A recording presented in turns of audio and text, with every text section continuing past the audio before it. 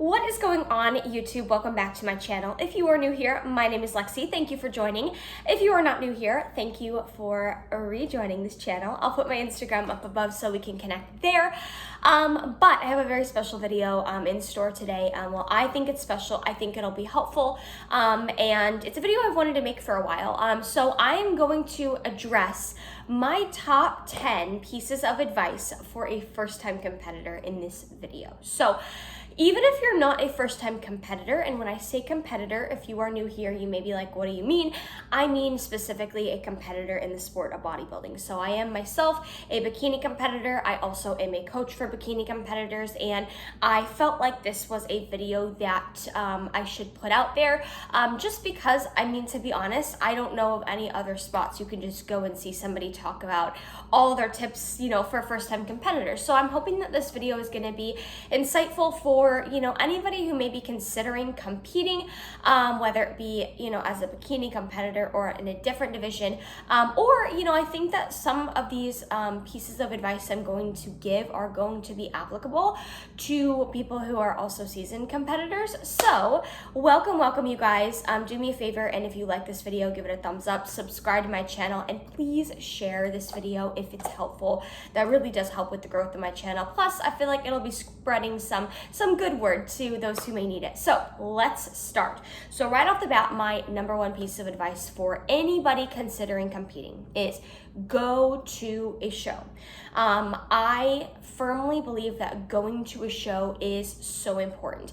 And is it absolutely vital and necessary? No, it's not like you can't compete if you don't go to a show first. But the reason I think that going to a show is so important is you get to see how a show is run. You get to see the layout of the show. You get to see, what happens on stage. But furthermore, I find that it's really awesome as a first-time competitor or somebody considering competing to go to a show is because you're going to get to see what competitors look like in person, what stage lean looks like in person, because I'll be completely honest, it can be deceiving when you see people on Instagram post pictures when they're stage lean. It tends to look a little bit different in person. So that is another reason why I always tell people go to a show in person. It really helps, and you're going to see what's being rewarded as well. You're going to see what physiques are being rewarded, what physiques are walking away with the best placings, and that's super helpful as well to know what you need to be working towards. So that's tip number one, go to a show. Now, tip number two is I am a firm believer that you should live this lifestyle first. Competing shouldn't just be something that you haven't been lifting, you haven't been tracking your food, you haven't been, doing any of that, and then all of a sudden you say, oh, I want to compete. In my experience, in what I prefer is when I have somebody that comes to me wanting to compete, I like for them to already be used to living what I like to say is like the bodybuilding lifestyle.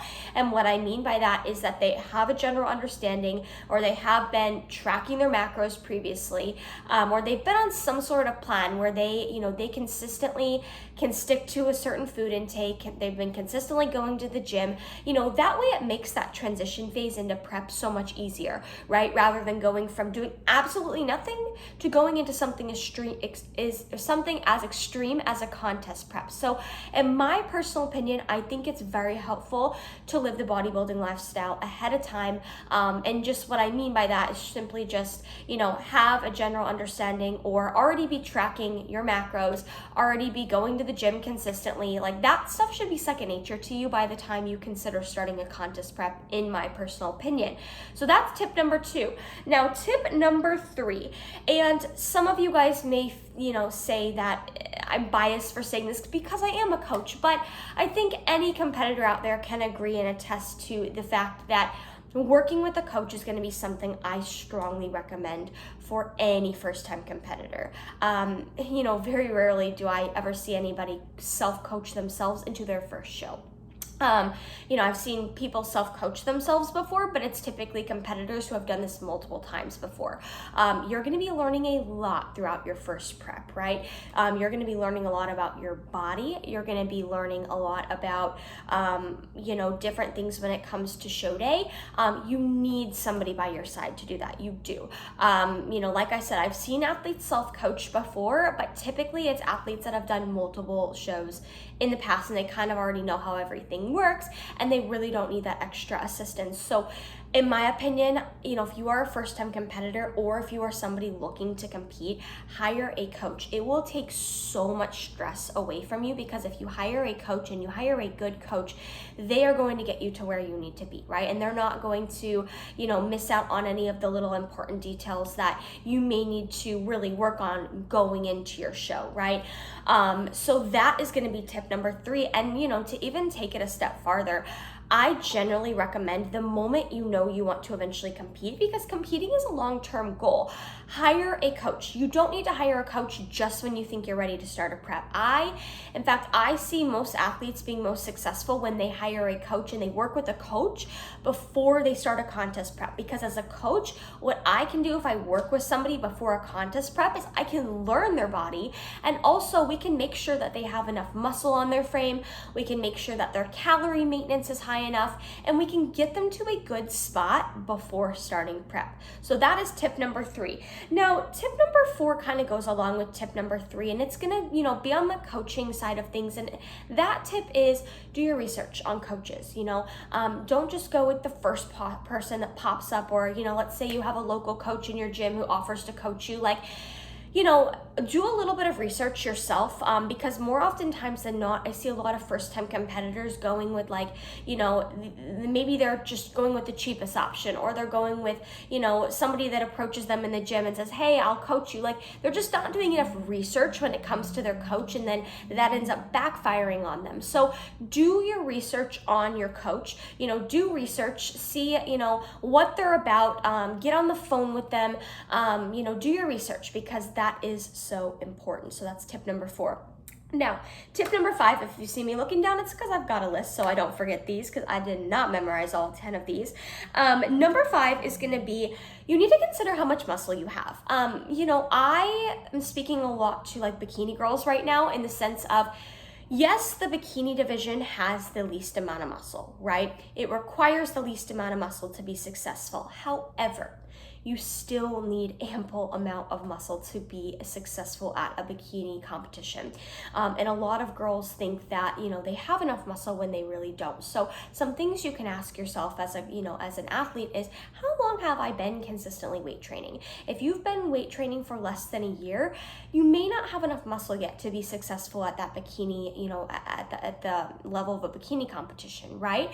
And I think a lot of times girls want to rush the process. They have this sense of urgency to get on stage. But believe me, if there's one piece of advice I could give you, just speaking from my past 4 years of competing and being a bodybuilder, is time is your best friend. I would much rather now sit back and take ample time to grow rather than rush the process, go through all of the stress and all of the hard work of stepping on stage only to be told that I need to put on muscle, because that's something that's not going to happen in prep.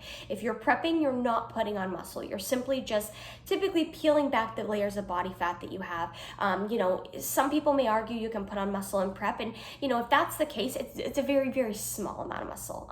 For the most part, you're not putting on a lot of muscle in prep. So consider how much muscle you have on your frame, and consider what you're going to look like when you are at a very low level of body fat. Are you going to have enough muscle that it's going to actually pop? So that is going to be tip number 5. Now, tip number 6 is, going to be, consider what you have going on in your life. Consider, all the stressors that you may have going on in your life. If you're considering competing, and let's say, for example, you find a show that's in the fall and, that you want to do, also consider what you have going on in your life, right? I always suggest it's going to be the best thing thing if you can prep when you are under as little stress as possible in your personal life. So some things that I like to, bring forth are you moving? Are you going through a job change? Are you going through, heck, it could be a breakup or just a big life transition.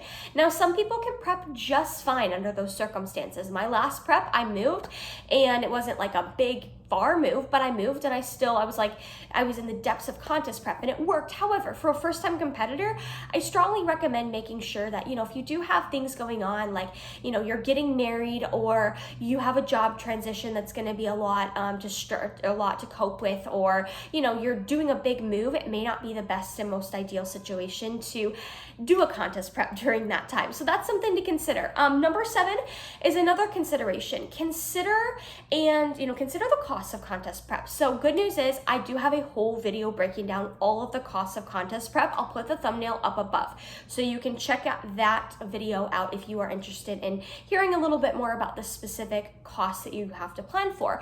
However, I think that competing it's expensive, right?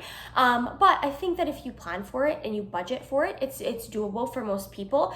So watch that video that I posted up there, and I think it's very important as a first-time competitor to know ahead of time, okay, here's what I'm gonna have to pay for. That way you don't get, shocked with all these expenses, because I will tell you, as it gets closer to show day, you're gonna have more and more, fees, such as enrolling in the show, buying your NPC card, purchasing makeup if you're not doing your own makeup, purchasing your tan, hotel fees, all these little things, right? That kind of come all at once. So I think it's very important to plan and just know that those are coming. So budgeting is gonna be my number 7 tip. Now, number 8 is going to be, do not stalk your competition on Instagram or on social media. And this can apply to, honestly, not just a first-time competitor, but a seasoned competitor too. But I am telling you guys, my first competition I ever did back in 2018, 2019, I remember getting on Instagram and trying to find girls that were doing my same exact show.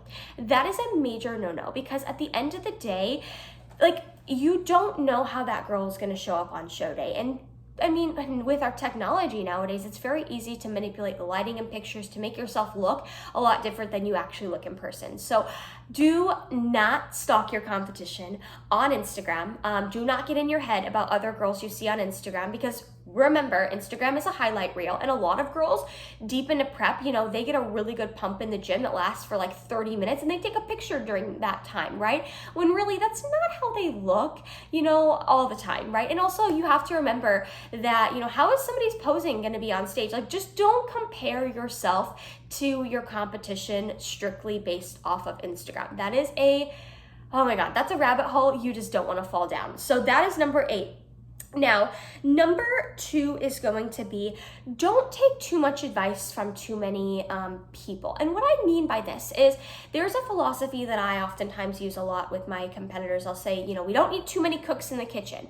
And what I mean by that is, when you are in a contest prep, you need to remember that you hire a coach that you trust, right? You need to listen to your coach and listen to very few people, outside of that, because at the end of the day, you are going to have people, maybe just average gym goers, or your friend who is apparently a bodybuilding expert. You're going to have people that just voice their opinions, and they may tell you one thing that doesn't align with what your coach tells you, and then it can get very confusing, kind of overwhelming, and like, oh my gosh, what should I do? So I always just say, put those horse blinders on. If you hire a coach because you trust them, you need to listen to just that coach. Don't listen to anybody outside of that, especially don't listen to, unfortunately, God love them. I love my family, but, your family also typically doesn't know what's rewarded on stage, right? So if your family says one thing, about how you look, or, indicates something, just listen to your coach is what I'm trying to say. You don't want too many cooks in the kitchen. That can really just be detrimental for your mindset throughout prep. So, drum roll for the last tip. This is number 10 of my tips for first-time competitors. So be willing to take time. So the most common thing I see when I get on the phone with a first-time competitor, because I am a coach and I work with a lot of first-time athletes, which is kind of partly why I'm making this video, but be willing to take your time. I think a lot of girls, get this sense of urgency to step on stage, and they want to do it in a few months, or they want to do it soon, and if there is one thing if there's one big thing I've really learned throughout this bodybuilding process that I've endeavored, is that time is your best friend, right? Especially as a natural athlete, you are just going to need time to build muscle, right? And you really just have to remember that the stage is not going anywhere. The stage is not going to disappear after this year. The stage is not going to disappear next year. It's always going to be there for you. There are always going to be multiple shows to choose from. So get rid of that sense of urgency and be willing to take time. And also respect if a coach tells you, hey, I love that you want to go into a prep, but I do think we need to put on a little bit more muscle to be successful. Respect a coach that tells you that, because at the end of the day, there are a lot of coaches that will tell you yes, even if you're not ready. So you need to respect somebody who's actually willing to be honest, because you will thank them later on down the line when you're actually stepping on stage with a competitive physique, right? So that wraps up this video of my top 10 pieces of advice for a first-time competitor. And also, some of these can probably apply to seasoned competitors as well. But I hope you guys enjoyed this video. I hope you learned something. As always, if you enjoyed this video, give it a thumbs up, subscribe to my channel, and then please, you guys, do me a huge favor. If you enjoyed this video, or if there's somebody out there that you feel like could benefit from watching this video, please share it with them. I would really appreciate that. And then also, as always, all of my links, discount codes, and my application for coaching, because I am taking a small amount of clients, is below. So I hope you guys enjoyed this video, and I hope wherever you guys are at in the world, you have an awesome rest of your day.